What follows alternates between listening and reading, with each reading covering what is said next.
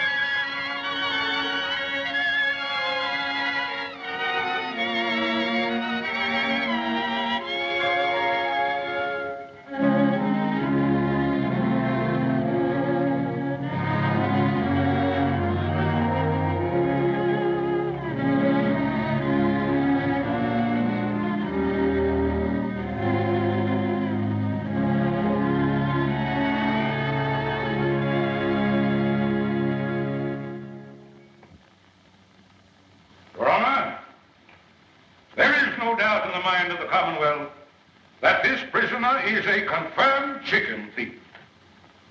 He has no place in this God-fearing community.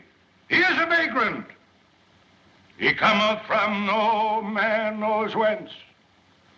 Since arriving in our midst, he has been known to do no honest work. The Commonwealth of Kentucky asks, yea, demands, that he be adjudged guilty and sentenced to 6 months on the chain gang.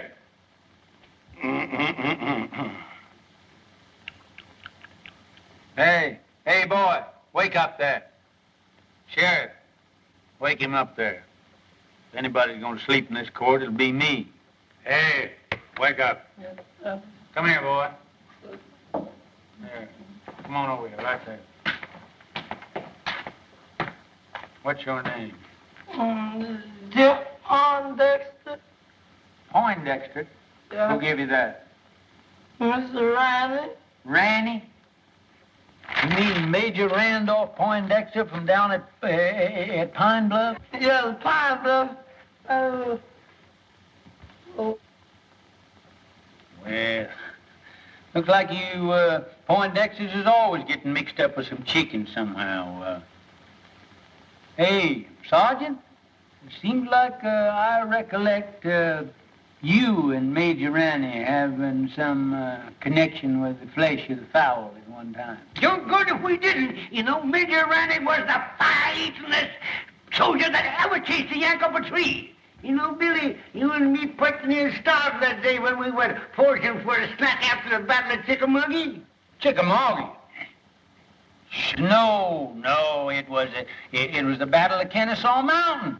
There's no such a thing as a Chickamauga. Oh, you're both wrong. I'm not wrong. It was the summer of '63, and we were just outside of Nashville. No, Billy's right. I remember. For wasn't I there with you? Your Honor, the Commonwealth objects to this digression. Now, Senator, you know, now the point is that the Major, he acted the part of a gentleman and a soldier, and he removed the temptation from out of our path by eating up all the fat hens in the whole bunch and leaving us nothing but a lot of old skinny Dominic roosters. You remember, boy? Come to think of it, Billy, they were Plymouth Rocks. There was no such a thing that was Yankee chicken. There was Rhode Island Red. I knew because I could touch the Plymouth Rock. Yankee was Rhode Island Your Honor! Dominic. Your Honor! It was Dominic. Is this a court of law? I know that. I ask you, is this a court of law? Now, Senator, I don't get on your high horse that way. You know, we ain't in a great big hurry, but incidentally, what are you charged with there, boy? Nothing, Judge, but I wasn't there, them chickens showing up. I just fishing. Fishing? Where was you fishing? Down Sleepy River. Ain't no fish in Sleepy River. Ah, son. Ain't neither. Full of catfish. Talks right, Jimmy. Yeah? Sure is, white folks. I catch bullet catfish in there that long. There's your proof he's lying. Here, come here. What do you use for bait? Oh, I got a hunk of beef liver. Beef liver. Yeah, I have to take the That's beef good. liver and put it on there. I can chunk it out there, let them have the first piece for nothing, see, and then you put some more on that and chunk it out there, and then they think they're going to get that for nothing, and you catch them long as you got the liver. And I go down there all the time, and I don't care nothing but that liver. Right, just with the coming on. Yeah, I remember. Oh, down there. I bet it must have been how long? Yes, sir. I told him the other night. I got to take down the judge's clothes. Got to take 'em in the house. Yes, Lord. Got to get out that old ironing board. Fix 'em up for the judge to wear. Yes, Lord. That's what I was going to do. Praise the Lord, Mr. Room. Is you a hand or is you ain't? Hi, Aunt Dilsey. How come you here? The judge say you up there at that college learn to be a lawyer, man. Aunt Dilsey, I got stomach trouble. Lord help you, white child. What them Yankees been feeding you? Not a darn thing. That's the trouble. What have you got for supper? Mr. Rome, you stay here. Us was going to kill the high-stepness rooster in the yard and a great big bowl of milk gravy and grits. And waffles? Don't you worry none, honey. You's home now. Miss Rome's home. Miss Rome's home. Miss Rome's home. Miss Rome's Hey, Uncle Billy! Get that baby. Hiya. Well, if it ain't wrong. Well, salt me down. What happened up there? Did them Yankees kick you out of that law school? Huh? Sure they did, with a diploma. You're now looking at a full-fledged member of the bar. Let me look at you. Full-fledged, my gizzard. Yeah, lawyer. You know, you better get your britches half sold, because you're going to sit around a long time before you get your first client. Well, I don't mind, Uncle Billy. You know what happened to me before I got my first client, don't you? Lord, I sat through 2 Republican administrations before I...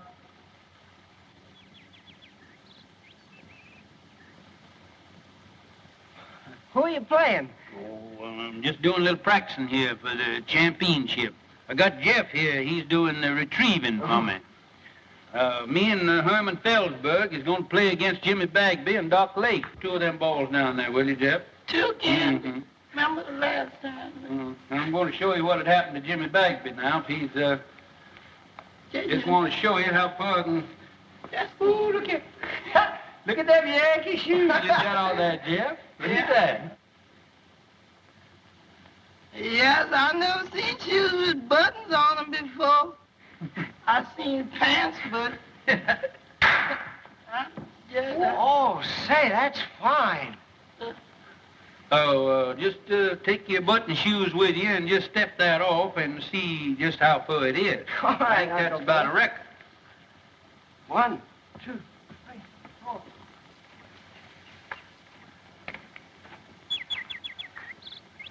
Hello.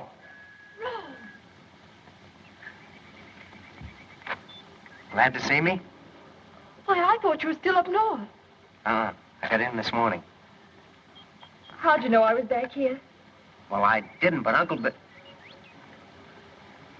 My, you look pretty with those things. Isn't this a lovely spray? Mm-hmm.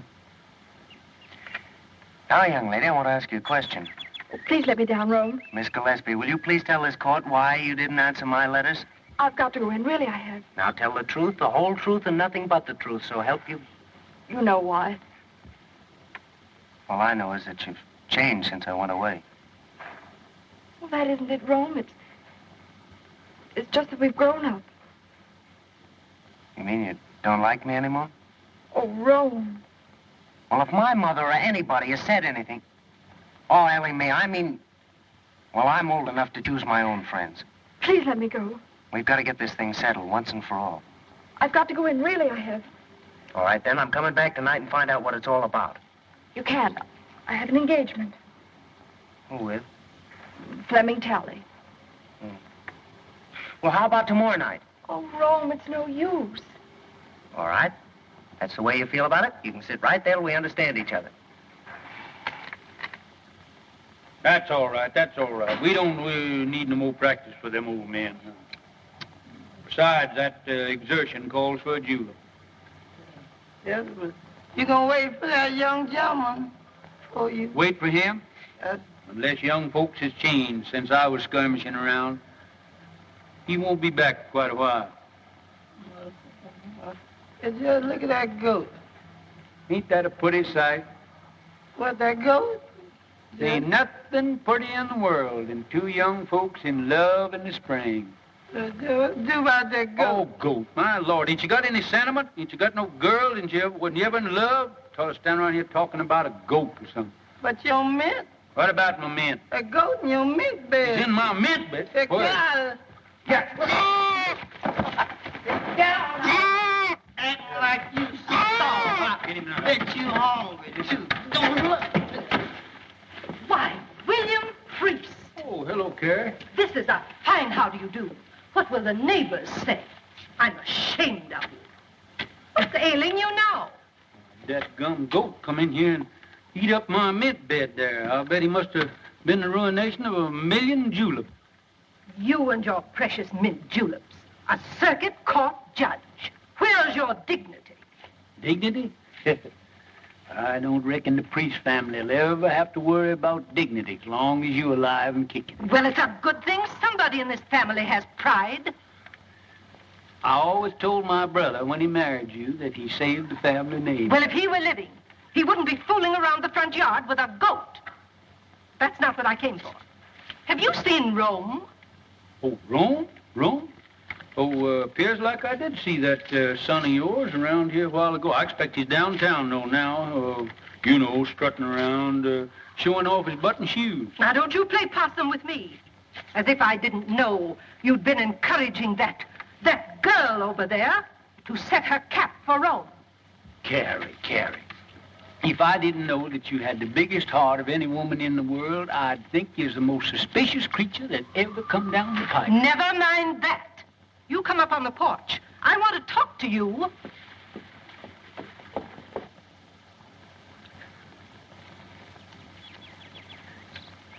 If I'd have known that's the way you felt about it, I wouldn't have hurried home so fast. I'm sorry, Rome, but after all, you have your career, your family, and everything in the world that matters to you right here. I don't think you care what matters to me. That's not fair, Rome. After all, I'm only telling you for your own good.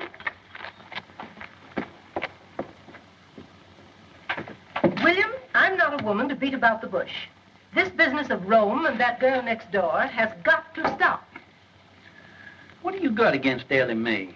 She's an awful sweet girl, seems to me. She's got gumption, and she teaches school, and supports herself. I don't want to be unkind. She may be a very nice girl and all that. But after all, Rome is one of the Kentucky priests. And the name of priest means something in Kentucky. Well, I've never heard that it meant intolerance. It means good stock and family pride. You know the kind of stock she comes from. Yeah, her ma come to this town penniless and died, giving birth to Ellie Mae. I remember the night. She was a frail little woman. Wasn't any bigger than Ellie Mae is now. And just as pretty. But who was her father? Well, nobody don't rightfully know. Well, family may not mean anything to you, but it means a whole lot to me. I'm not going to have my grandchildren come into the world under a cloud. You haven't by any chance picked Hod Maydew as their grandpappy, have you? Oh, I know you've never liked Senator Maydew, but you can't say anything against his folks. They've got money, They're an old family, and Virginia's a lovely girl. She's always been crazy about Rome. He could do a lot worse. Well, I guess me and Rome, we ain't got anything to say about it. I knew you'd come around to my way. You gonna stay for supper, ain't you, Carrie? Not tonight, thank you, William. The Daughters of the Confederacy are having a chicken supper at Cape Maydews, and I'm late already. Looks like you daughters get more ferocious every year towards Yankees and fried chicken. You got your badge on there. Yes? Mighty pretty. Good night, William. Sometimes I think you women got more badges and medals out of the soldiers did. Good night, Carrie.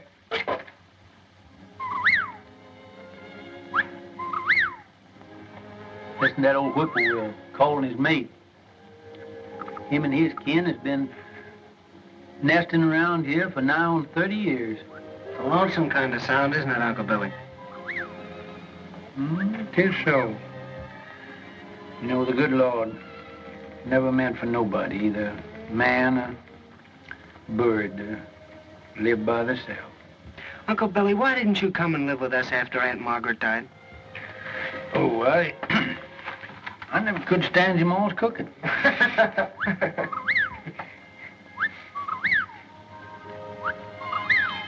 Oh, fine swing over there on that other porch. I wouldn't be surprised if they ain't a pretty girl sitting in it now. She's got another fella tonight. Ellie Mae sure is pretty. Fella gets her will certainly have to do some prancing. He can't sit around and look glum all the time. There he is now. Who? That Flem Tally. The barber? Yeah. Gives awful poor shave. Whoa. Whoa, Bert.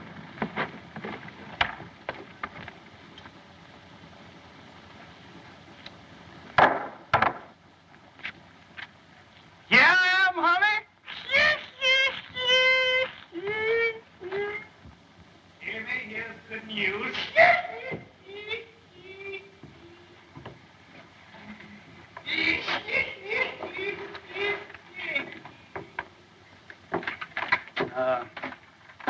Son, there ain't nothing will get your mind off women folks like work. Will you run back in my library there and get my old Kentucky Code of Statutes? It's an old calfskin book up on the top shelf there. That gets me, that brand there. Long years, I'm just gonna see if I can't stop him. Gabby Rives and Joe Herringer, you know, the boys that work for me down at my barber shop. Well, they comes to me tonight and wants me to go over to Old Town. Some high-flying gals over there. But I tells them no. I can have all the fun I want right here at home. Now, guess who I was talking about? Couldn't I make you some lemonade? Lemonade? Sure, honey. And I got something to sweeten it with. Right out of the mountains and kicking like a mule.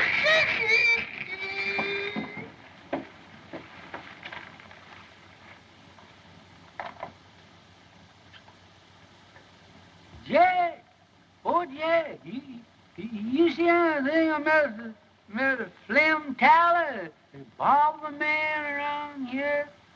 No, what'll he be doing around here? I don't know, Judge, but they're headed this way for him. What are you talking about? Who's they? Some lady's pappy in a two-barrel shotgun.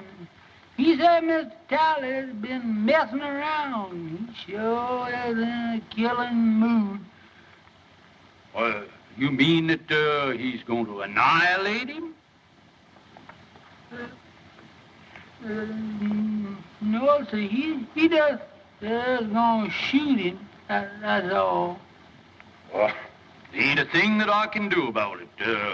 My job don't stop until they've got him all laid out in the morgue, full of buckshot, cold and dead. and ready for burial. Then I steps in. But you, Judge, you the law. Oh, I can't do a thing about it, as I said before, until the shooting is over. And then I'll certainly see that the murderer gets a fair trial.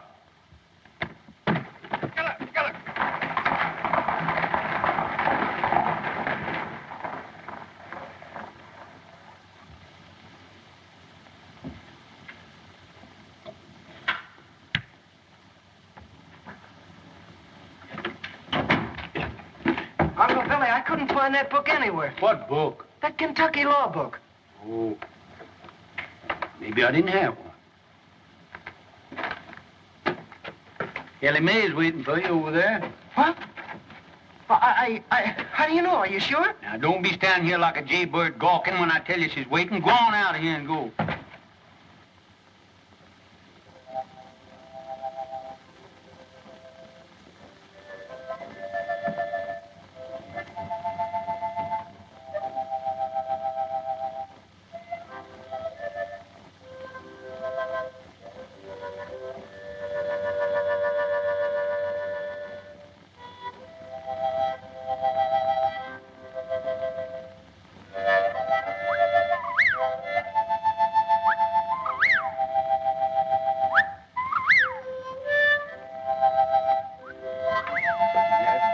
Whippoorwill.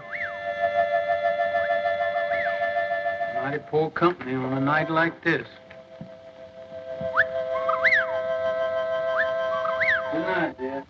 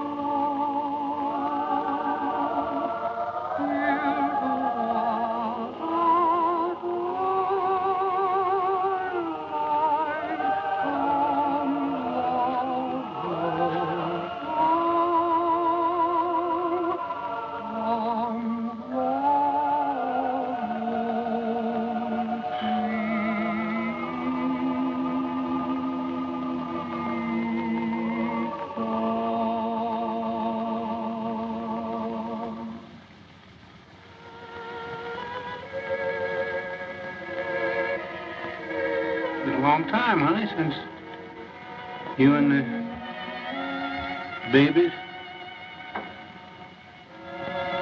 went away. Oh, Rome come home tonight.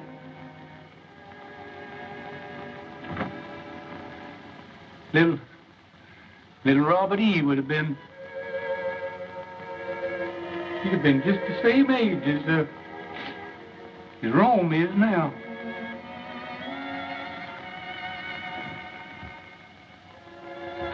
I guess it's Rome coming home is what makes it seem more lonesome than ever around here.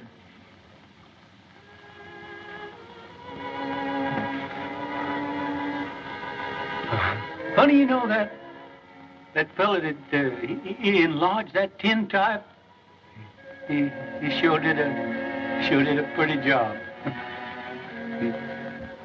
I wish you could see it, honey.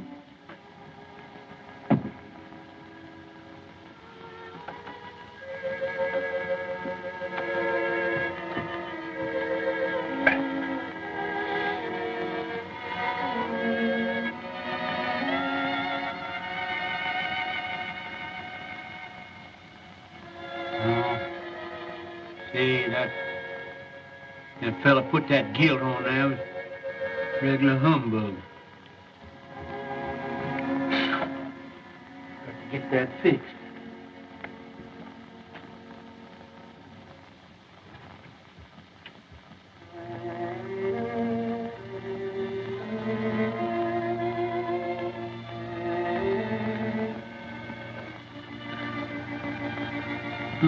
Honey, it sure is a pretty night.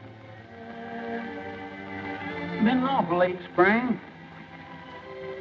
But I don't know when I've seen the flowers looking better this time of year.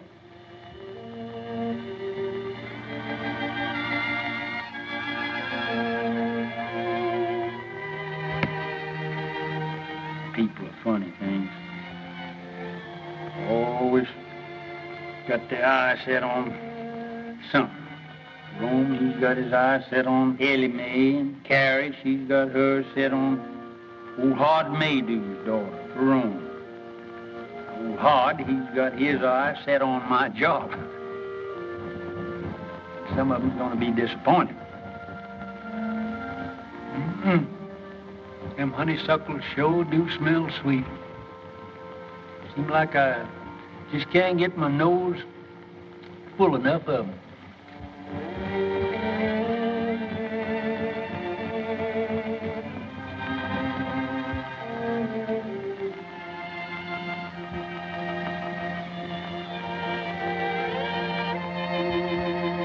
That burn, honey. There's Bob Gillis over that grave.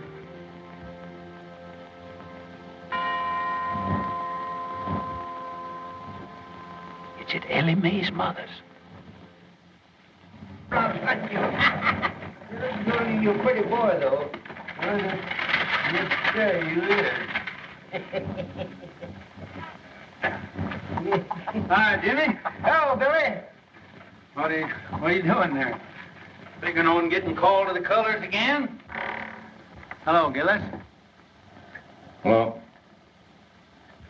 Never know what them Yanks is going to do. We licked them once, and I'm keeping old Deadeye ready in case we got to do it again. Say, better look at old General Forrest there.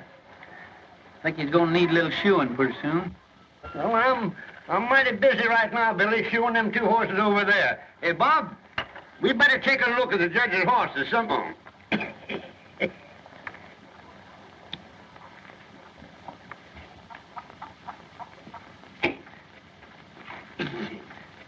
Have a snifter? Good corn. You can smell the feet of the boy that plowed it.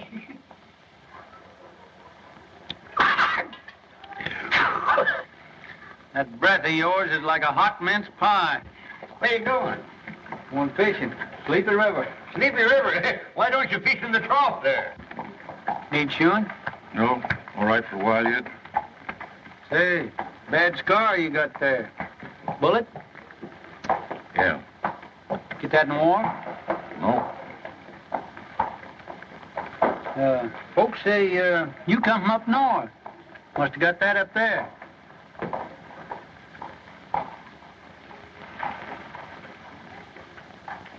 We'll talk to Jeff first, find out anything.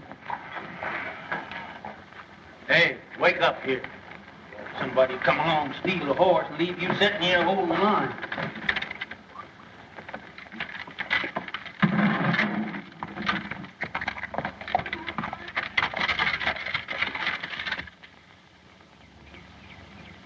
All right, come on with that beef liver now. The bait, is in bait bag. Oh, let's keep it in head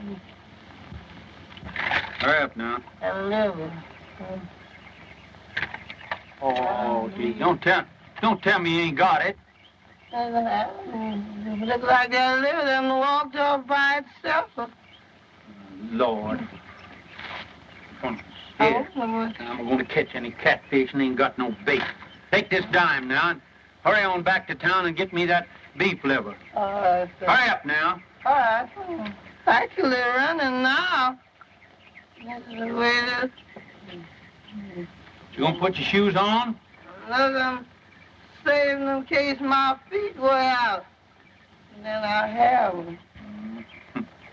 Much sitting around as you do. It won't be your feet that'll wear out.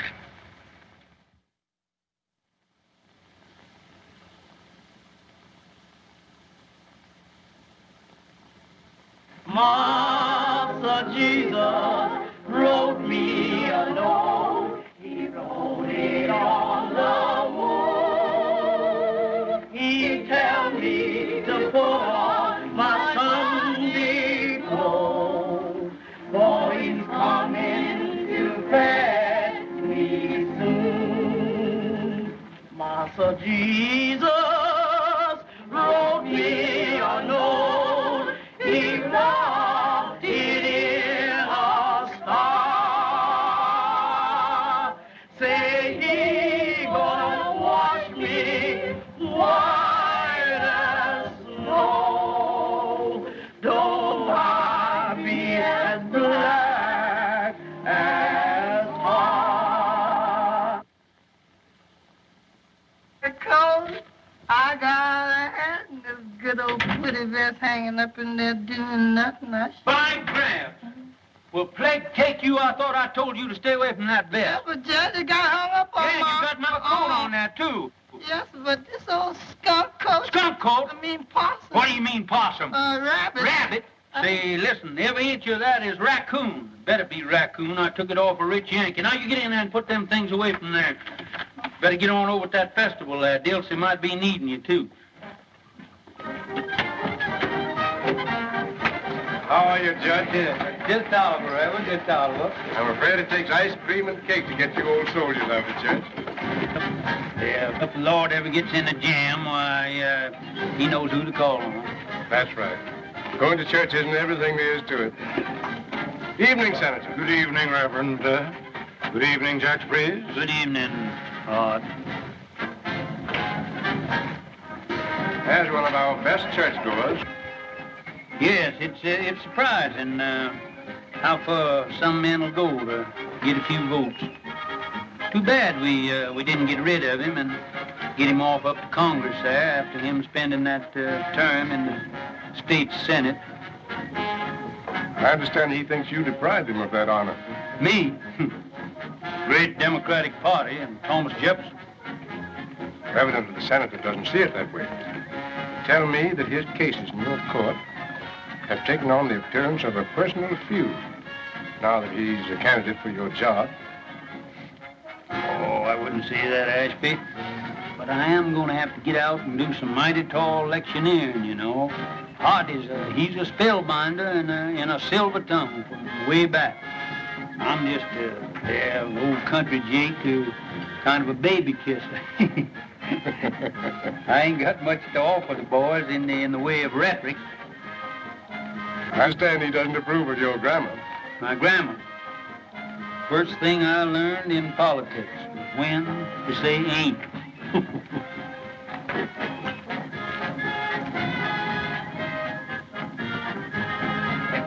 Speaking of ice cream, did I ever tell you about Shiloh? Didn't I? Wait a minute, Doc. Wait a minute. How did you hear this? Well, come here. Come on back here. I want to hear this. It was the eve before Shiloh, and them orders had to get across the river to General Beauregard. What did I do? I took off my clothes and I stuffed the orders in my mouth and I plunged in. It was pitch dark. Well, sir, I was going... Good evening. Swimming again, Jimmy? Now, where was I? Where was I? Right in the middle of the river. Yeah, yes, sir. There you're swimming in 12 miles to go yet. And there I was, swimming and swimming, diving under and around. Yankee gunboats all around me, surrounded by Yankee gunboats, and me dodging right in... Gunboats? Yes, sir. Putting them gunboats in there is a new tax, ain't it, Jimmy? Now, Rome. Now, don't you young people think you have to entertain us old folks? That's right. Run along now. They're getting ready for the candy pull. Perhaps Rome has other plans. Oh, no, he hasn't.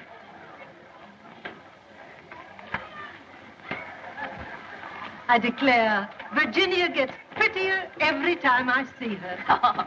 And I know you're happy to have Rome at home again. Oh, he's such a nice boy. Don't they look fine together? Look at them, Horace. Ah, yes. Youth, beauty. I remember when I first crossed the threshold of my young manhood and listened to the sweet murmurings of my heart. Oh,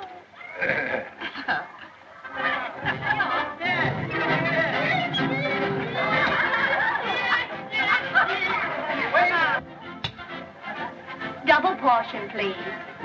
You have a full portion there. Oh, but we can pay for it. Can't we, Ro?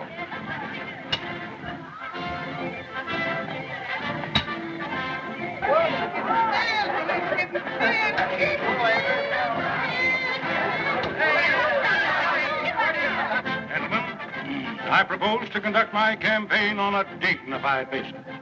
No personality. Others may censure the homespun manners of Judge Priest on the bench. Not I. Others may question the methods by which he has held political control of the county for a quarter of a century. Not I. Oh, gentlemen, merit alone will count in the forthcoming election. Where have you been keeping yourself, Ro? I think you've forgotten where I live. Nothing like that. Mother and Daddy are always teasing me about you. I tell them you don't care anything about me. Bet you have a girl up north. Well, even if I did have, haven't you got every boy in town on your string? Oh, those stick in the mud. They make me tired. Besides, I've been waiting for somebody else.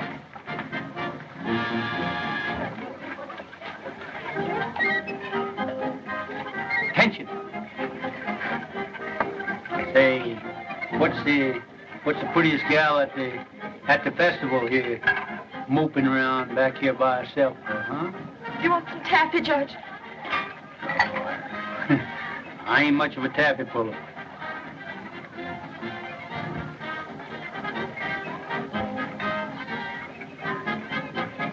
On second thoughts, you can give me a wad of that, too. All right, put the butter on your hands first.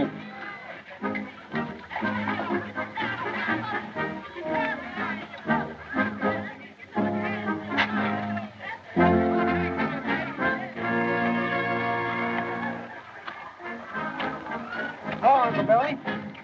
Oh, no. You ain't doing that right. What's the matter with it? Here, let me see your hand. You ain't got no butter on there, no wonder. Here, let me show you. Here, put mine in here. Let me show you. There.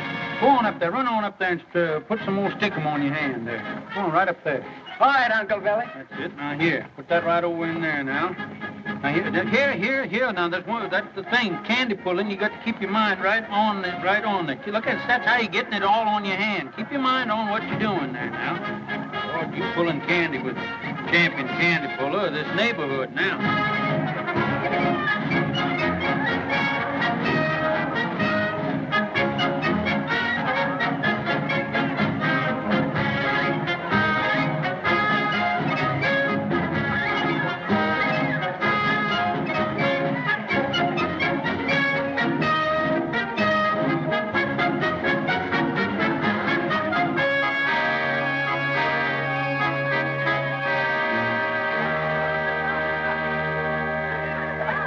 I think this is your fault. The sun shines bright in my old Kentucky home. This summer the darkies are gay. The corn tops rise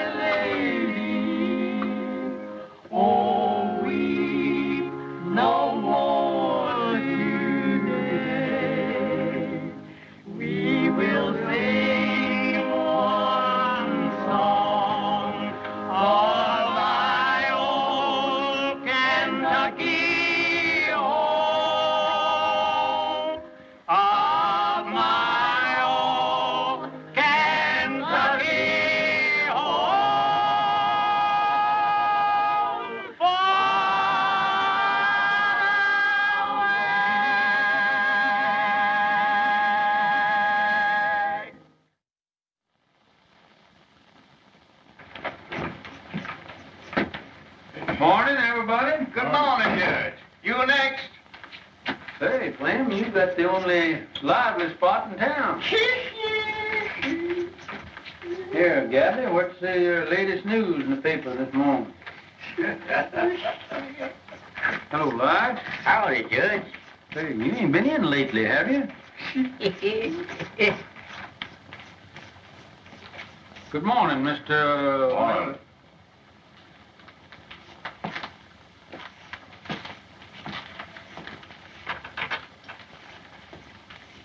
Nice day. Yeah. Oh, Flem, here she comes.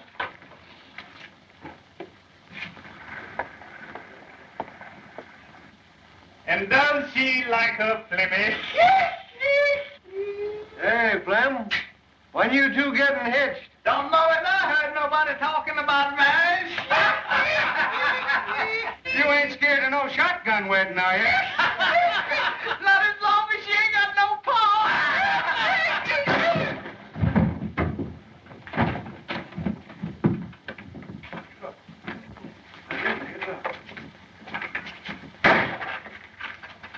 Say, that fellow's gonna make himself mighty unpopular around here. That's right, Judge. Yeah. There's about 2,000 male citizens here that's gonna be mighty sore at him. Yeah. When they find out that he punched you in the jaw before they could.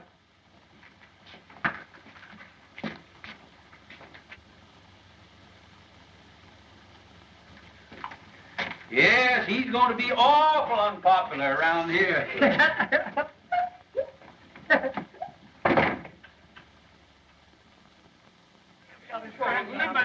We're not licked to the last shots fired. You ain't gonna have no excuse. I got the grounds in good shape. Yeah. You choose up with Billy. There you go. Yeah. 1, 2. Oh, your hands What? Who starts, Herman? Yes, sir.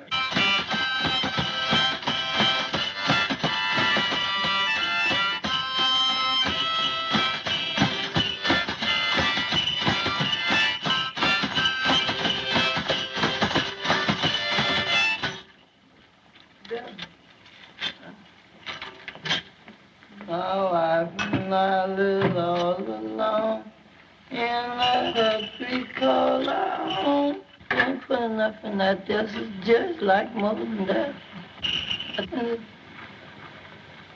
Yeah, enough. You got to spare one of them. This is it. See it? I ain't trying to tell you what to do, but I just say.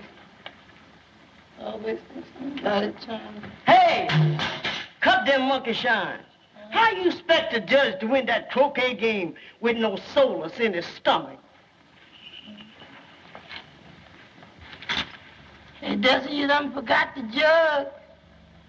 The jug here. All right, you can't say I never told you now. Leaving somebody here with all this stuff. I bet she gonna blame me for... Don't see you around much. No. Kind of keep to yourself, don't you? Yeah.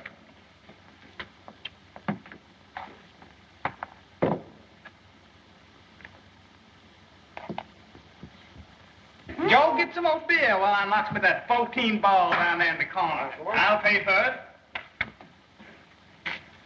Hey, Bill, Gillis is out there. Yeah? Yes. Come on, let's get it. Don't hold your horses now. He'll be heading to you in a minute, going home. Fellas with me? Sure. Sure with you.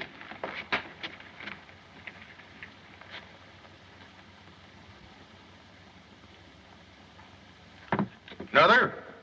Nope.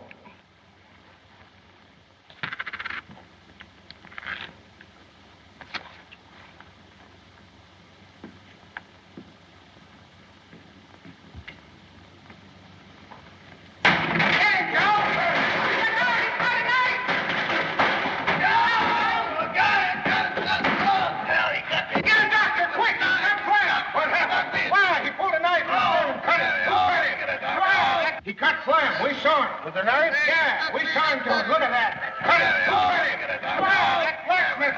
We're off the fine thing. Get a doctor.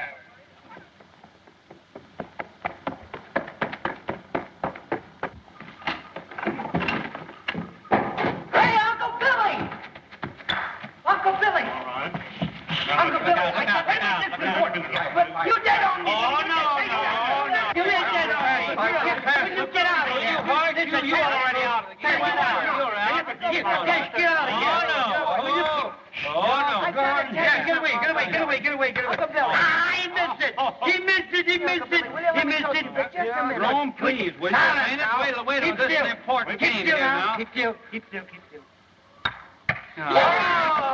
We're censored. Let me talk to you. Golly, I don't see how the South ever lost the war with a guy that could argue like you did. Uncle Billy. What is the matter? You've already made me lose the game. Uncle Billy, I got a client. Oh, well, who is it? What's the matter with him? Gillis, you know, Mr. Bagby's man. Huh? What's that, Bob Gillis? What's he doing? He cut up Flem Tally. Yeah? Uh-huh, and right after he gave himself up, he sent for me. Well, I'll be kicked by a mule. Did he cut him bad? Well, I can't tell yet. Gee, Uncle Billy, he sent for me. It'll be the biggest case in your whole court session, and I'll be defending him. Well, I wouldn't gloat too soon now. Oh, don't you worry. Hey, Ellie Mae! Hey, yeah, I'm going to get down to the jail and see what that fellow's got to say for himself. I'm going to see Yeah, Tally. darn robbers, they robbed us out of that, Herman. Now, you better get on down there with me because you're liable to get a chance to go as bail. Ellie Mae! Ellie Mae, I got a client. Oh, Rome, I knew you would. Come on over. I want you to talk to Uncle Billy and tell you all about it. That sort of novelty, Herman, the barber getting cut up. Whoever cut him up couldn't have cut him much if they used the barber's razor. Where's Rome? I won't have it, that's all. He's getting mixed up with that kind of people. Oh, what's he done now? Well, he's done enough. Mother, what's the matter? Something wrong? If you're in the habit of discussing your affairs before strangers, I'm not. Well, Ellie Mae's not a stranger. Excuse me, Rome, I'll go. No, wait. All right. I have nothing to hide.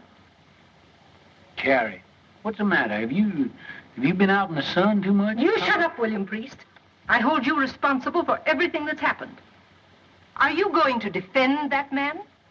Mr. Gillis? You bet I am. Oh, no, you're not. Mother, what do you mean I'm not? I suppose you know what's behind this drunken brawl? No? Well, then I'll tell you. They were fighting over that girl in a saloon. Mother, that's not so. Carrie, you can accumulate more misinformation in a shorter time than anybody who told you all this rigmarole. Virginia Maydew. Who? Virginia Maydew. Oh. She got it straight from her father. And brought it straight to you. She wanted to warn Rome. I know you've never liked me, Mrs. Priest. I know you've tried to stop Rome from going with me. And I know you think I'm not good enough for him. Well, let me tell you something. If Rome were half as mean as you are, he wouldn't be good enough for me. Well, of all things. Carrie, looks like you run second. Oh, no, I don't. If Rome's father were alive, he'd back me up. Rome's already got himself talked about all over town with this girl, and I'm not going to have him publicly defending her in court.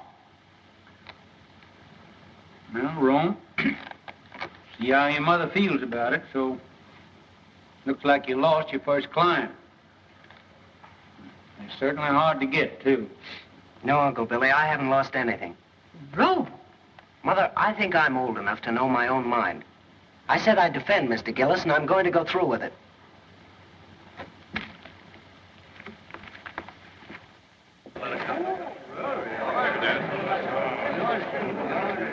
Right this way, Reverend. Have that chair there, please, sir. Hi, Reverend. Hi, Duke. How are you? Well, all right.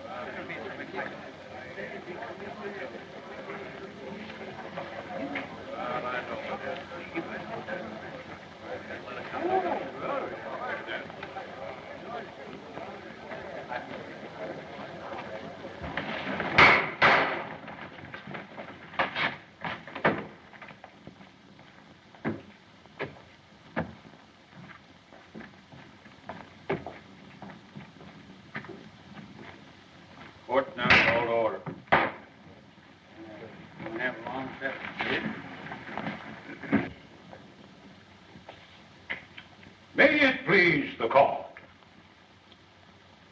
I would point out that for many years, a political and personal difference has existed between Your Honor and myself.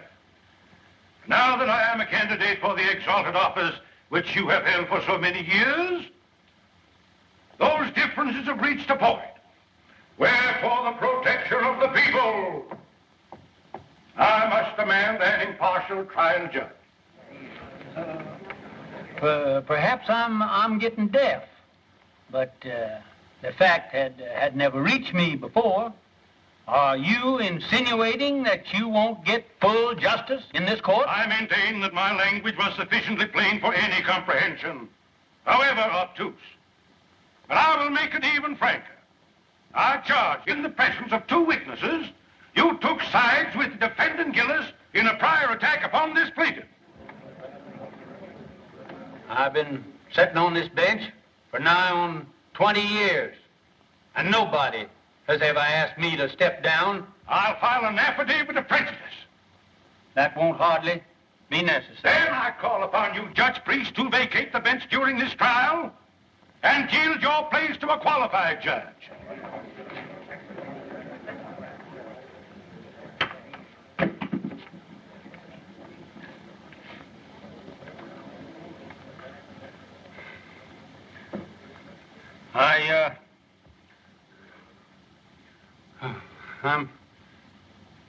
I'm not denying, Senator, that you kind of took my breath away. I guess I had just sort of got the habit that I was took for granted here on this bench. Gosh, I was pretty near raised in this courtroom. When I quit fighting, 65,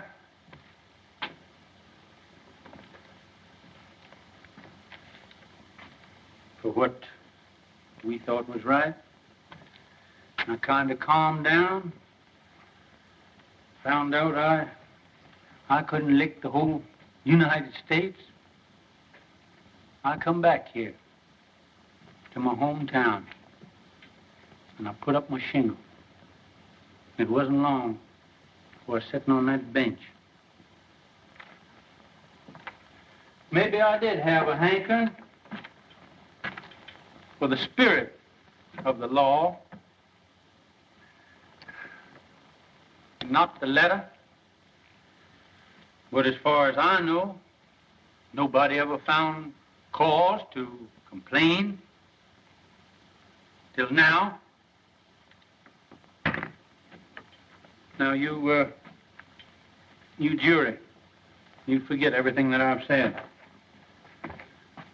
And my feelings has no place in the records of this trial. Now, if you will excuse me, neither side has any objection. I'd like to ask the Honorable Floyd Fairley if he won't come up here and take my place on the bench.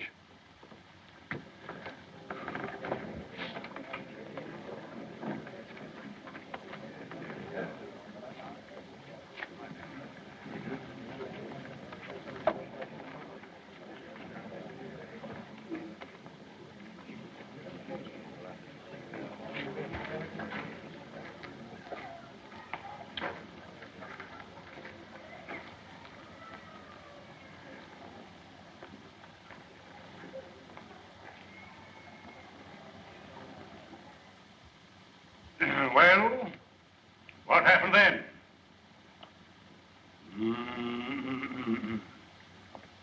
Gentlemen of the jury, in plain language, the defendant here burst in upon these three worthy citizens. I object, Your Honor. I deny that my client ever burst into any place or anything. Objection sustained. So be it, Your Honor.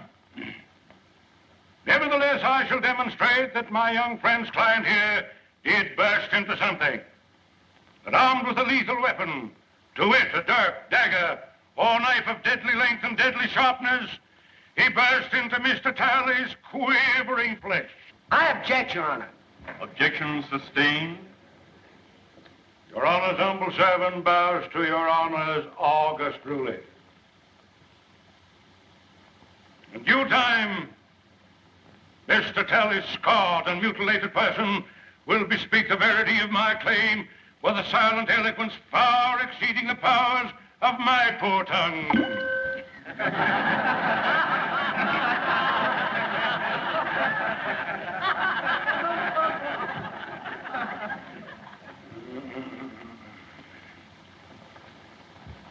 We was playing bottle pool when he come in and attacked at me. Didn't you attack him with a billiard cue? Not until after he come at me with a knife. Well, it's just like Flem says. We wasn't paying him no mind, and he come looking for Flem. But weren't you three all armed with billiard cues? Well, never heard of nobody playing pool without him.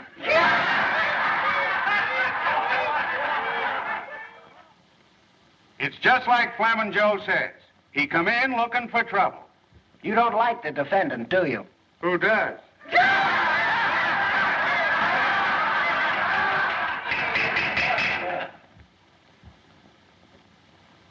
Your Honor, the defense is through with the witness. I should think my young learned colleague would be glad to be through with the witness. Your Honor, the prosecution rests.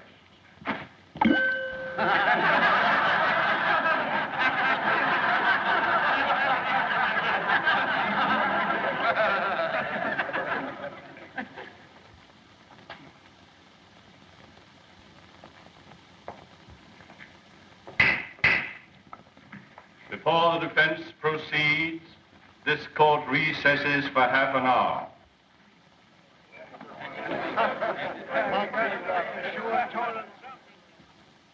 I don't know why you did it, Mr. Gillis. The Judge Priest told me what happened in the barber shop. Oh, you've got to tell the jury. They'd never convict you in a million years if they knew you were defending a girl's name. Don't you see? You can't think of me now. You've got to think of yourself. Look, Mr. Gillis, I don't want to bring Ellie Mae's name into this thing any more than you do. But she's right. They can give you 10 years for assault. And the way Maydew's working on the jury, they'll give you the limit. Oh, you've got to tell the truth, Mr. Gillis. Don't you see? You've got to. I ain't going to tell him anything.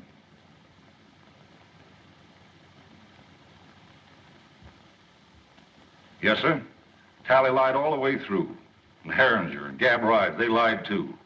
It was 3 against 1 in Billy Gaynor's back room, and it's 3 against 1 in this here courtroom. Have you ever been in any other cutting scrape in town before? No, sir. That's all. One moment.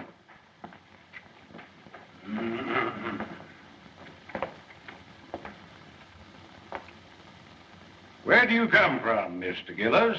I ain't a saying. You aren't exactly what we Southerners would call a sociable person, are you? I mind my own business. Precisely.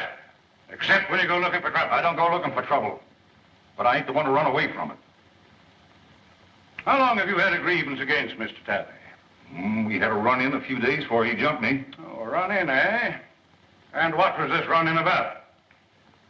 Well, come on, tell the jury. What did you hate him for? I ain't a saying. Then you didn't have any reason for knifing. I didn't say that. Well, make up your mind. Why did you hate him? I ain't a saying. Your Honor. Anything further? That's all, Your Honor. The defense rests.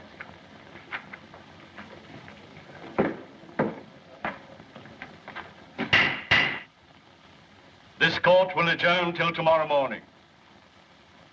It is our hope that the summations will be brief, so that we may all attend the reunion ceremonies, which begin at noon.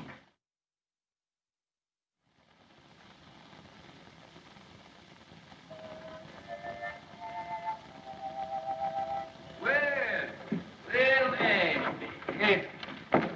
Hey, this is a pleasure. I don't get the chance to do this often. You certainly does me honor. Here, Jeff, make the Reverend comfortable, lad.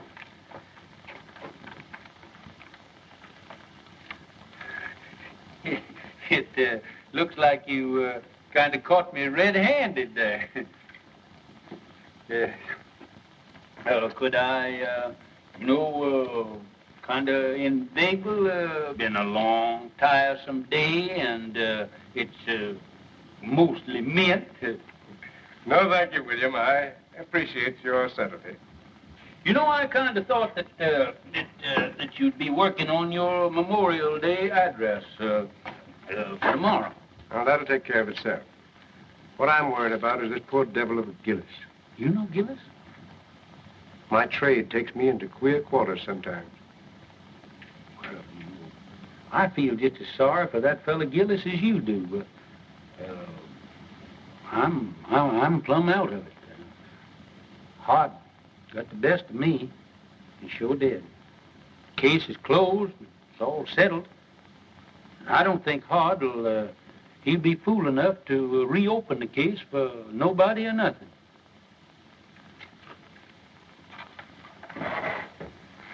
William, I have a duty to perform. A Christian's duty. I'm going to violate the sacred confidence of another. I'm going to break a pledge of secrecy because it's the only course that I see that lies before me. I'm listening, Ashby. 25 years ago, the judge is showing hard misery. Reckon folks ain't been acting just right. Maybe his stomach's been complaining and he needs a toddy this night. Yes, Lord. Yes, Lord. 'Cause tomorrow he's got to be like Mr. Samson, saving Daniel from the lion's den. Saving Daniel from the lion's den. Yes, Lord. Yes, Lord. The judge could do with a toddy right now. Yes, Judge. Yes, they'll see soon as you catch me some men. Oh, Jeff. Jeff. Come on, hurry up here. Come on here when I holler at you. Where you been? Well, I was... Hey, listen, you want to earn that old coonskin coat of mine? I can have that coon coat, Judge. Thank you. Yeah, wait a minute. Come back here. You can if you do everything I tell you to. Do you know a gentleman by the name of Mr. Hart Maydew? Yes, that mean man, that coat house. Yeah. Well, now you see that he gets that, but don't you let him know how he got there. That's see? all I got to do. Yeah. Say, wait a minute. Can you play Dixie on that thing there? With that coon coat, yes, I played Dixie with Marching Through Georgia. Oh, way ahead. Marching Through Georgia. Yeah. I got you out of one lynching. Yes, but for that coon coat, I know that I was going to get you playing Marching Through Georgia, I'll join the lynchers.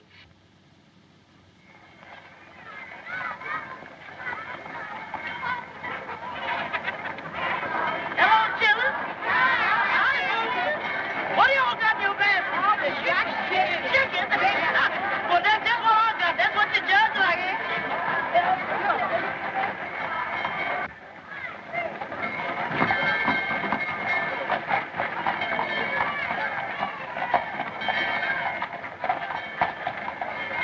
Hey, the jury's coming in. What? Hey, Lem, come on, the jury's coming in. I'm telling you, Sheriff, we've lost the bass drum. How could you lose a bass drum? Someone stole it. We need it for the parade.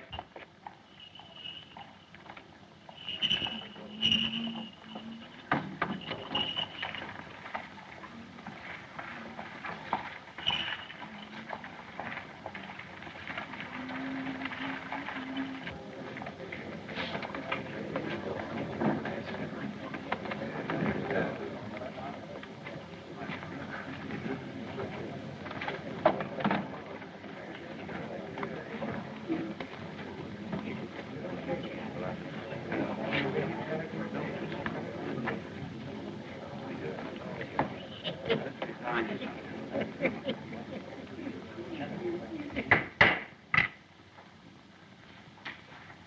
You may begin your summation, Mr. Prosecutor. May it please your honor. Since adjournment yesterday, certain information has come into the hands of the Commonwealth, which, in the interest of justice, impels me to reopen the case. The Commonwealth desires to recall the defendant Gillis for further cross-examination. Very well, Mr. Maydew. Proceed. Robert Gillis, take the stand.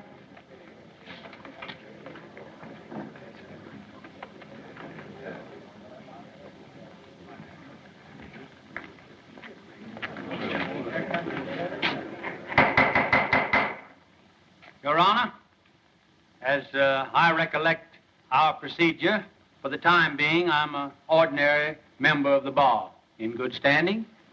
Not ordinary, sir, but absolutely in good standing.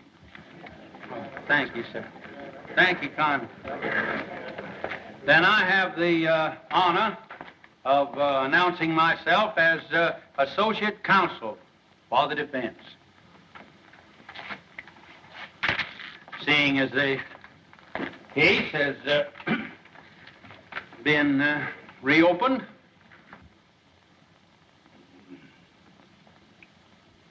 Mr. Gillis, were you always a man of turbulent and violent nature? I always left them alone as left me alone. Is that so? What was the name of the man you once upon a time murdered? I never looked on it as no, it wasn't murder. A man was killed, wasn't he? Yes. And they stuck you in jail, didn't they? Yes. And they charged you with murder, didn't they? Yes. And the jury found you guilty, didn't they? Yes. Were you sentenced to be hung? No, I went up for life. Did you escape or were you pardoned? I ain't a-saying. And I won't tell you no more no matter what you ask me. You don't need to. Judge Priest, your witness. no questions, Your Honor. But, Uncle Billy, hasn't the defense any evidence to offer in rebuttal, Judge Priest? One character witness, Your Honor. Mr. Clerk, will you kindly call Reverend Ashby Brand?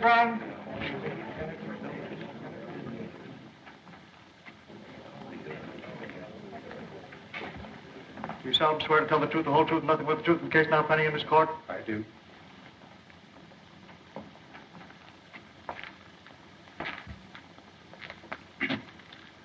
Reverend Brand, before you come to this town, what was your occupation? In my early manhood, before I took holy orders, I had the honor to be a captain of artillery in the late war. In the War of the Rebellion? No, sir. The war for the Southern Confederacy. Yes, sir. You're right, sir. That's right. He's right. My error. One moment, please, Your Honor.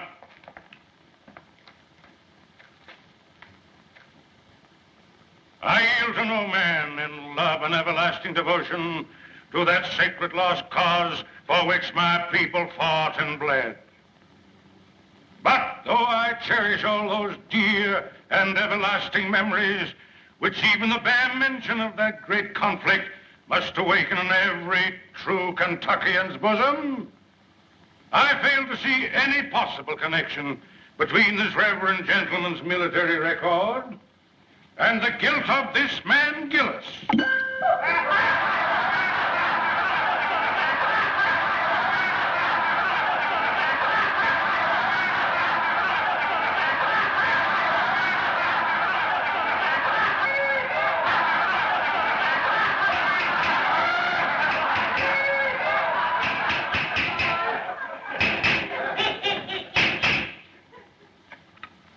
I think the court will commit no grave legal error by allowing a minister of the gospel to tell his story in his own way.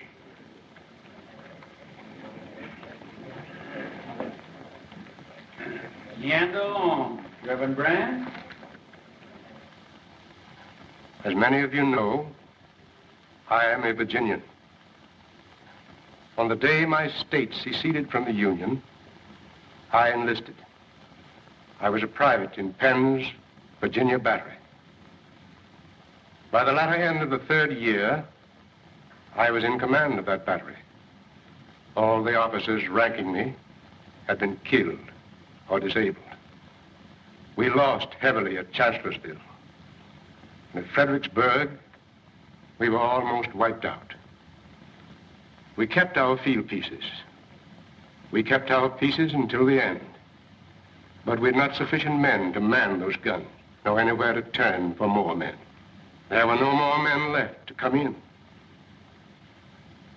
The Confederacy in '64 was robbing both the cradle and the grave for cannon fodder. Well, sir, I got temporary leave and went to Richmond to see our war governor. I said to him, "Sir, I've come to you to ask for men to serve my guns." He laughed and said, "Tell me where they're to be found." I said, "Among the chain gangs from the state penitentiary." He said, "You've come too late, young man. I've freed every convict that might conceivably be trusted with freedom. There are left only the lifers, and I dare not turn them loose. They're working under guard, building defenses for you to fight behind." He opposed me, but I argued with him. And finally, I won. He gave me authorization, signed it, and with his own hand, affixed the seal of the sovereign state of Virginia. I rode back to the line, sir, and I found my chain gang. I told them to drop their tools and line up before me. I told them, if you go with me, you go to face a hell of destruction and suffering and death. But I said, if you do go, you go as free men, as soldiers of the Confederacy. Your past will lie behind you, and your future, if you survive, is in your own hands. And I promise you this much. If you stand fast, if you do your duty, if bravely and honorably you acquit yourselves as men, then such of you as live through to the end, and some of you will live, are not to come back to this. It's for you to decide. Those who remain behind, stand fast. Those who come with me, advance one pace. Gentlemen of the jury, I tell you, they came at me like a wave from the sea, every one of them. And as time went on, they won for themselves the name of the Battalion from Hell.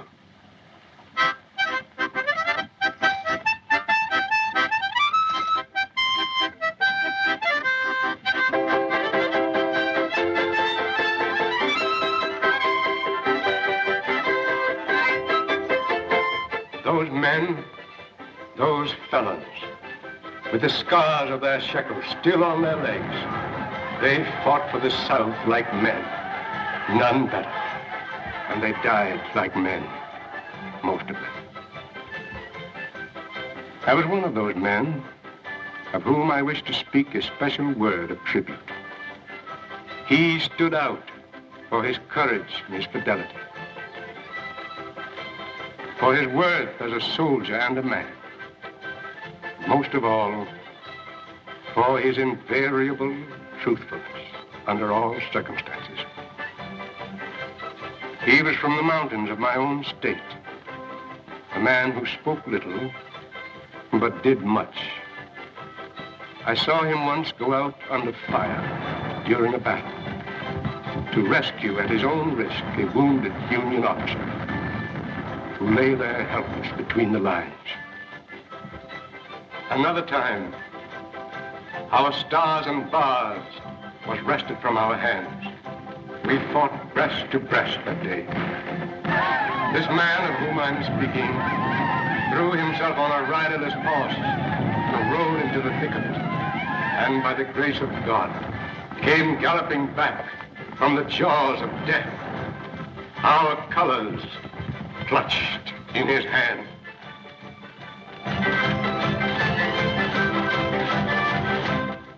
And another day, when every man who served his gun, excepting him, was down, I saw him when the Union infantry charged, sitting astraddle his useless gun, and with a rammer for his only weapon, waiting for the enemy to come within reach.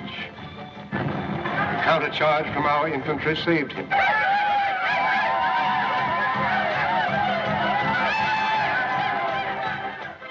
But he had stood fast, and he was alone.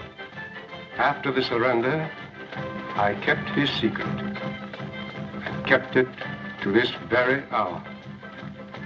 Though I've seen him daily at his work, watching over his daughter, providing for her education through me, all unknown to Ellie Mae.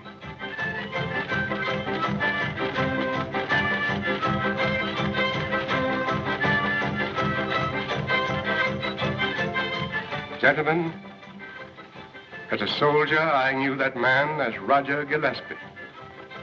You know him by the name he now wears, Robert Gillis. Hooray for Jeff Davis, the Southern Confederacy, and Bob Gillis!